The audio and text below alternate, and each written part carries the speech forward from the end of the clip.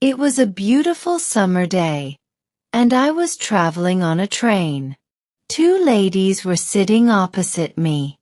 Though I didn't know them, I could tell from their conversation that they were foreigners. I couldn't understand much of what they were saying, but I knew they spoke English. As a beginner in English, I was eager to improve my skills, and this was an excellent opportunity to practice. I decided to take a chance and speak to them. I used some basic English sentences, speaking slowly and clearly. To my relief, they understood me. Although my vocabulary was limited and I spoke slowly, the ladies were kind and patient. We managed to have a simple conversation. I told them that I wanted to learn English, and they were pleased to hear this. They revealed they were from England and were returning home from a conference. We chatted for about 10 minutes, and as it was time for me to get off the train, I thanked them for their time.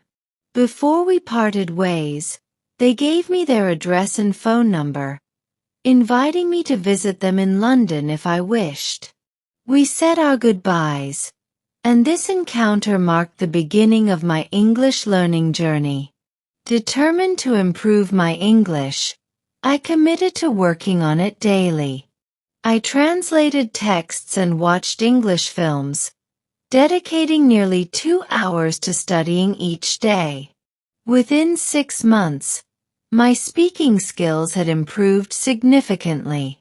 Still eager to learn more, I decided to travel to London to study English. I chose a school that I believed would be good and eagerly anticipated my first lesson. On the first day of school, I met my teacher and the other students. My teacher was a young woman with a friendly demeanor. She asked everyone to introduce themselves and share where they were from. The lesson then commenced, and she inquired about our previous methods of studying English and what we thought was the best approach to learning. I mentioned that I enjoyed translating songs and texts but was unsure of the most effective learning method. Our teacher explained that she would introduce us to a highly effective method that focused on using the language itself rather than relying on textbooks. She believed that immersion in the language was the key. Since I wasn't fond of studying from textbooks, this approach appealed to me. Our teacher emphasized that languages are tools for communication, and the best way to learn is through exchanging ideas. She noted that many students spend excessive time memorizing words or studying grammar rules, neglecting practical language use. While learning new vocabulary and grammar is important, the course would focus more on using English in conversation. Our teacher promised to show us a simple yet effective method for learning new words and grammar through immersion. The lesson was interactive, with us discussing our hobbies and how we spend our free time.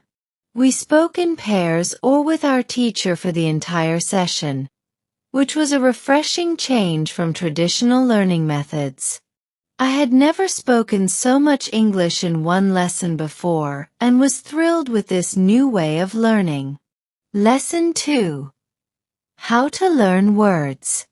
On Tuesday, I returned to school, where a fellow student asked an intriguing question. What is the best way to learn new words? Our teacher explained that reading is statistically the most effective method for vocabulary acquisition. Readers learn new words twice as fast as those who don't read. To maximize this benefit, it's important to read for at least 30 minutes every day. Our teacher suggested that to get the most out of reading, the material should be interesting and engaging for you. Whether it's a captivating story or information relevant to your interests or job, enjoying the reading experience is crucial. It's also helpful to choose texts where you already know most of the words to avoid frustration. When encountering unfamiliar words, use a dictionary to understand their meaning, but focus on comprehending the text as a whole rather than memorizing the words. Reading not only helps you learn new vocabulary but also teaches you how words relate to each other within sentences, improving your understanding of word usage and sentence structure. Following this, we discussed job opportunities for students in England. I was interested in finding a part-time job to practice English. The job center offered several options for students, including positions as a cleaner or a cafe waiter. Despite lacking experience, my English proficiency was deemed adequate for the cafe job.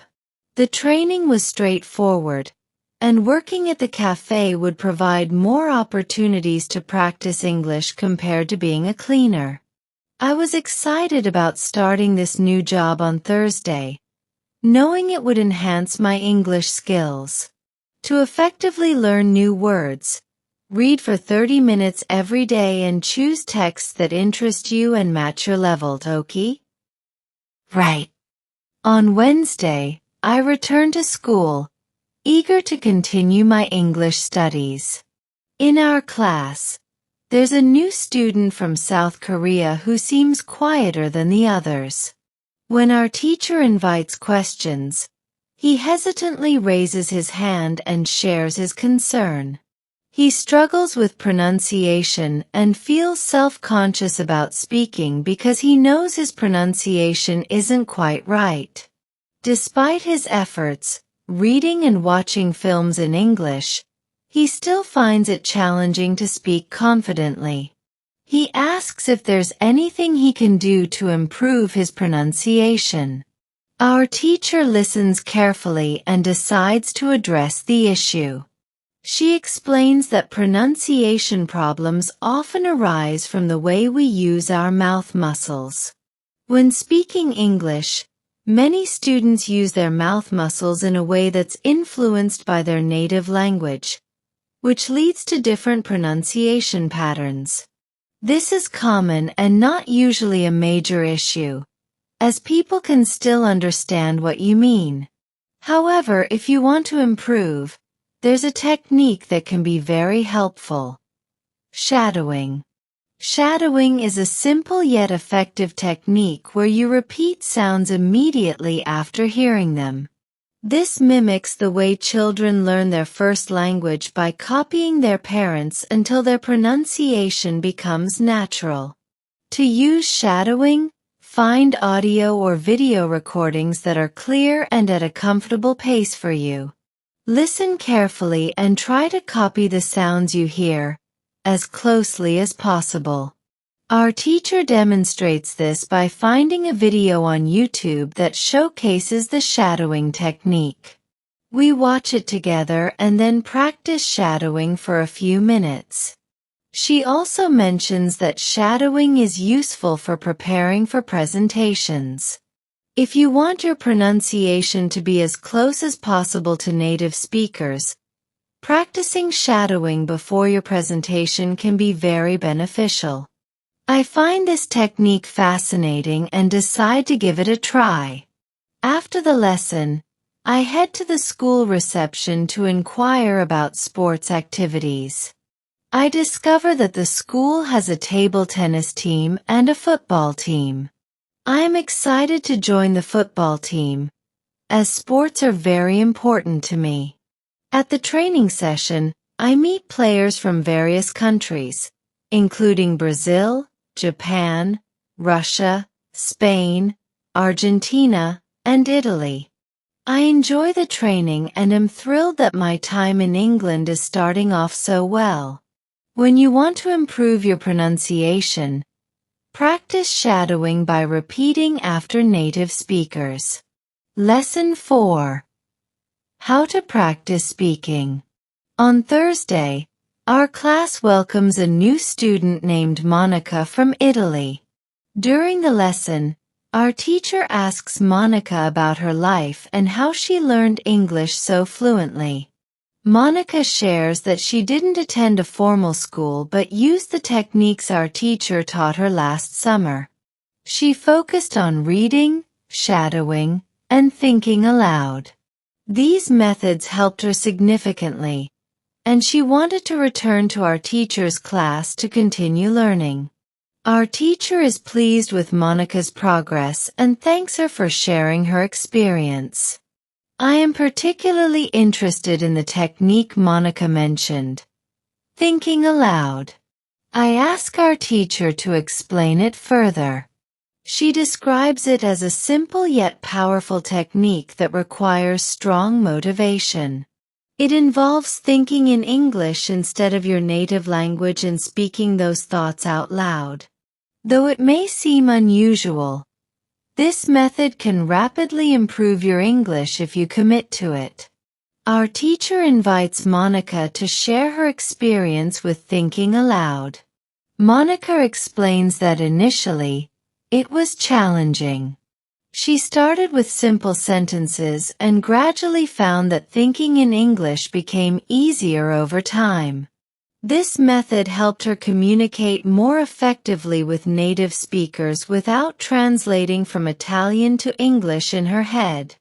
Inspired by Monica's success, I decide to try thinking aloud as well. I am motivated and willing to embrace this technique to enhance my speaking skills. When you want to speak English fluently, practice thinking aloud. Okay. Right.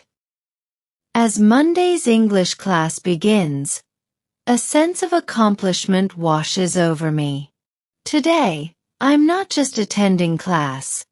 I'm proudly showcasing the progress I've made in my English pronunciation. During a casual conversation with one of our customers, I noticed that my voice carries more confidence, and my words flow more smoothly than before.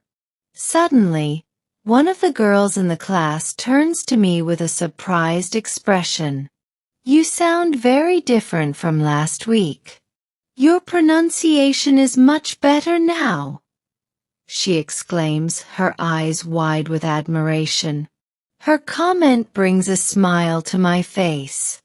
I take a moment to reflect on the hours I spent over the weekend, particularly Saturday evening and all of Sunday, immersed in the shadowing technique to improve my English. "Thank you," I reply.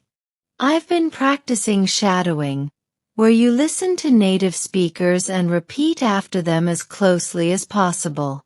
It's really helped me with my pronunciation, even though I still have a lot to work on. The improvement I've noticed in just a short time is really encouraging.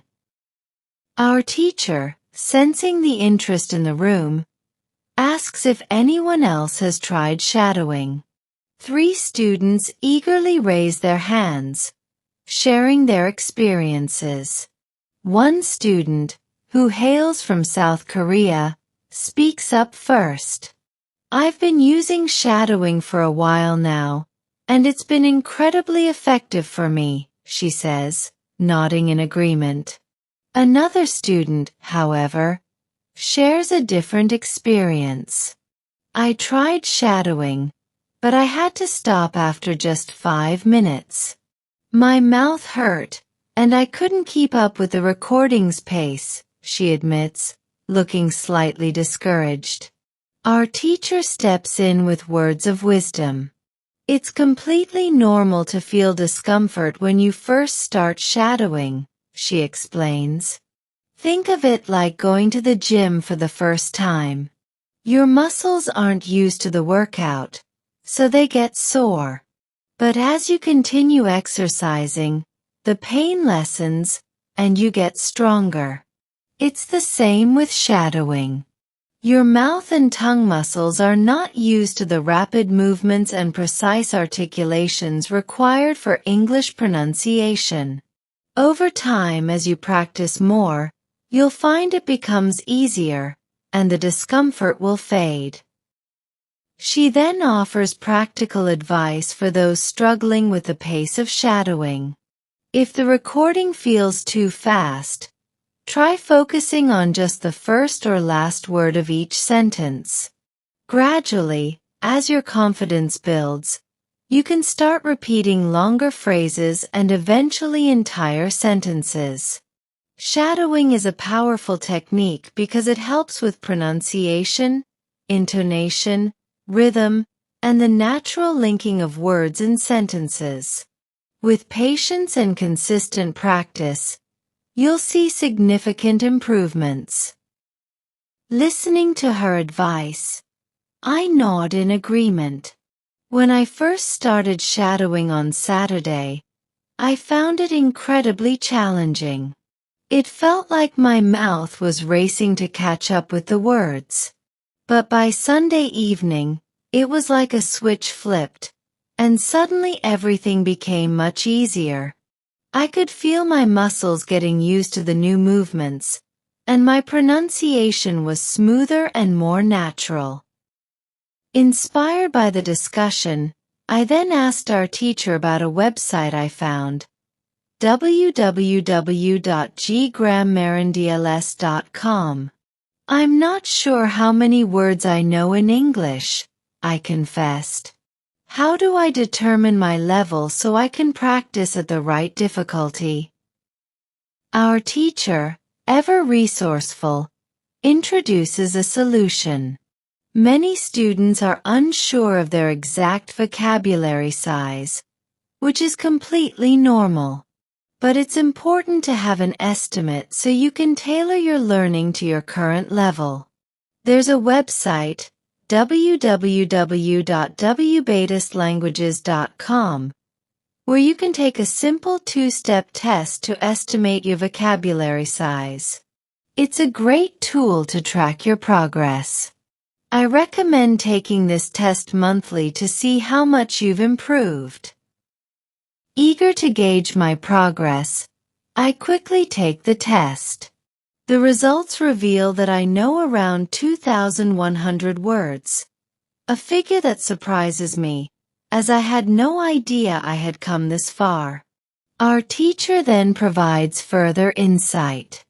Most students in this class know between 2,000 and 2,200 words, which is a solid foundation. Monica and the student from South Korea are a bit ahead, with vocabulary sizes around 2,500 words. With this newfound knowledge, our teacher offers specific guidance. Based on your vocabulary size, you should focus on grammar levels 3 and beyond on www.grammarandls.com. These levels are designed for students with a vocabulary range of 2,000 to 3,000 words. This will challenge you appropriately and help you continue to build on your existing knowledge. As the class continues, I feel a renewed sense of purpose. Not only have I discovered a powerful technique to improve my pronunciation, but I've also learned how to better assess and track my progress. The advice from our teacher and the encouragement from my classmates fuel my determination to keep pushing forward in my English learning journey. I leave class that day feeling more confident and motivated than ever, ready to continue practicing and improving. On Tuesday, during our English class, a sense of frustration hangs in the air as one of the students, Anna, raises her hand to share a concern that many of us can relate to. I've been trying so hard to expand my vocabulary, but it's so frustrating, she exclaims. I look up new words, but then I forget them almost immediately. It feels like I'm not making any progress. Our teacher, always empathetic and insightful, smiles gently and reassures her. Anna, what you're experiencing is completely normal. In fact, it's something all language learners go through. Learning new vocabulary isn't just about seeing a word once and remembering it forever. It's a process that requires multiple exposures and a lot of patience. Let me introduce you to the concept of the 5 phases of learning a word. As she begins to explain, we all lean in, eager to understand how we can improve our vocabulary retention. The first phase is called the initial encounter, she starts. This is when you see a word for the very first time, perhaps in a book, an article, or even while watching a movie. You might be intrigued by the word and decide to look it up in the dictionary. At this stage, the word is completely new to you, and while you might understand its definition, it's not yet familiar. She pauses to let this sink in before moving on. The second phase is recognition. You've encountered the word before, so when you see it again, there's a flicker of familiarity. You know you've seen it somewhere, but you can't quite recall its meaning.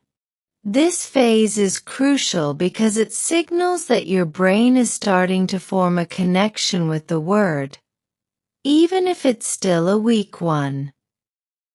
The third phase is partial understanding, she continues. At this point, you can often guess the meaning of the word, especially if it's used in a context you're familiar with. However, there's still uncertainty.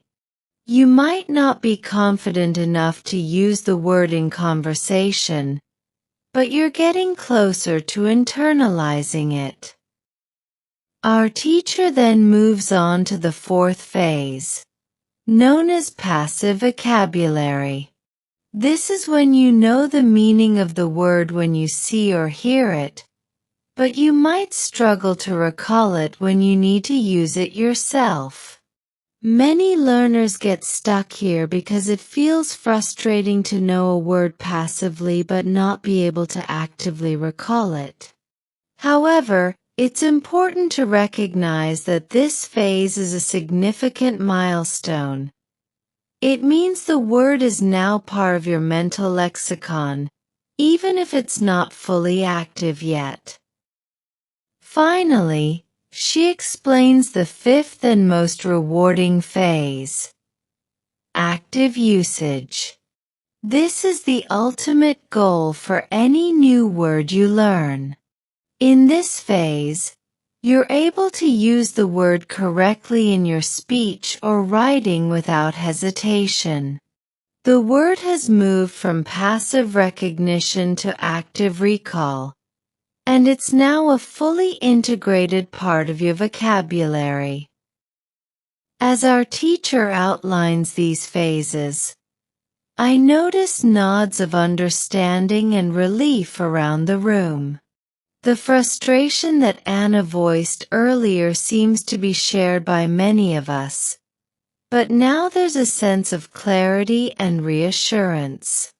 Our teacher continues, "It's important to understand that moving through the following day, during our English class, a student named Mark raises a question that resonates with many of us. How can I improve my listening skills? I feel like I understand a lot when I read, but when people speak, especially in movies or real conversations, I struggle to keep up." Our teacher, always ready with helpful advice, nods in understanding. "Mark, that's a great question, and it's a challenge that many language learners face. Good listening is crucial for effective communication. After all, understanding what others say is just as important as being able to express yourself." She begins by emphasizing the importance of choosing the right listening materials. When you're practicing listening, It's essential to select materials that are appropriate for your English level. If the content is too difficult, you'll miss out on valuable learning opportunities because you'll be too focused on trying to understand individual words. On the other hand, if it's too easy, you won't be challenging yourself enough to grow. Our teacher then introduces two primary types of resources for improving listening skills: audio materials and films. For audio materials, such as podcasts, audiobooks, or English learning apps, aim to find content where you can understand about 95% of the words. This percentage is crucial because it allows you to focus on the overall message while still encountering a few new words or phrases that you can learn in context. She suggests using materials like English podcasts tailored for learners, which are often designed with graded difficulty levels in mind. Websites like www.robinscrusoe.com offer graded readers in audio format, which are excellent for gradually building your listening skills.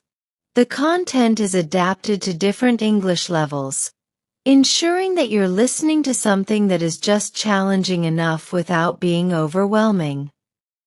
Next, she turns to the topic of films, which are a favorite resource for many students. When it comes to watching films, the key is to start with subtitles. Choose movies or TV shows that interest you, and watch them with English subtitles first. This will help you grasp the content and understand the dialogue. Once you're comfortable, challenge yourself by watching the same film without subtitles. This will force you to rely more on your listening skills rather than reading, which can significantly improve your comprehension over time. Our teacher highlights the importance of repetition. Watching films multiple times is another effective strategy. Each time you watch, you'll pick up on different details, phrases, and nuances that you might have missed the first time. This repeated exposure will not only improve your listening skills but also help reinforce new vocabulary and expressions. She then introduces the idea of using graded readers and simplified news materials for additional practice. Graded readers are books written specifically for language learners, with vocabulary and grammar adjusted to suit different proficiency levels. They are often available in audio format, which makes them an excellent resource for improving both reading and listening skills simultaneously.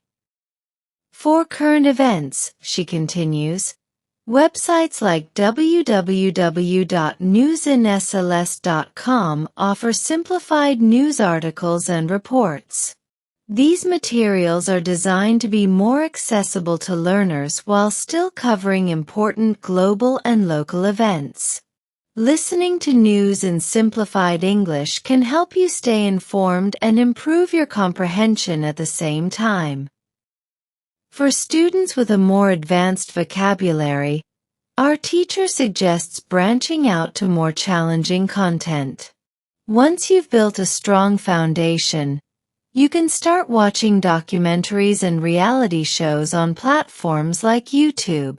Documentaries are particularly useful because they often feature clear, well-enunciated speech, and they cover a wide range of topics, allowing you to learn new vocabulary in specific subject areas. She also mentions the benefits of reality shows. Reality shows might seem less academic, but they can be incredibly valuable for language learning. The conversations in these shows are often more natural and spontaneous, reflecting everyday speech. This can help you become more familiar with common phrases, idiomatic expressions, and the natural flow of conversation. Our teacher wraps up her advice with a few additional tips for effective listening practice. Remember, consistency is key. Try to incorporate listening practice into your daily routine, even if it's just for a few minutes each day. Whether you're listening to a podcast during your commute, watching a short video before bed, or listening to the news while making breakfast, every bit of practice helps. She also suggests taking notes while listening. If you hear a new word or phrase, jot it down and look it up later. Try to use it in your conversations or writing to reinforce your learning. The more active you are in your listening practice, the more you'll get out of it. Finally, she encourages us to embrace the process. Improving your listening skills takes time and patience, but every small step you take brings you closer to fluency. Don't be discouraged if you don't understand everything at first. With consistent practice and the right strategies, you'll gradually find that you're able to follow conversations, understand movies, and engage in discussions with greater ease. By the end of the discussion, the class feels energized and ready to tackle the challenge of improving our listening skills. With our teacher's practical advice and encouragement, we now have a clear roadmap to follow on our journey to better comprehension and communication in English. As I reflect on my journey, it's clear that learning English is much like mastering any new skill. It requires patience, practice, and a willingness to step outside of your comfort zone. Whether it's through working at a cafe, reading books, or shadowing native speakers, the key is consistency and embracing every opportunity to improve. Remember, grammar and fluency come naturally when you immerse yourself in the language. So don't stress about being perfect. Just keep practicing, keep learning, and keep pushing yourself forward. If you found this story helpful and motivating, make sure to give it a thumbs up and share it with others who are on their English learning journey. Don't forget to subscribe to Speak Well Academy for more practical tips, engaging stories, and lessons to help you become confident in your English speaking skills. Hit the notification bell so you don't miss any new videos. Keep practicing and remember, every step you take brings you closer to fluency. Thanks for watching, and I'll see you in the next video.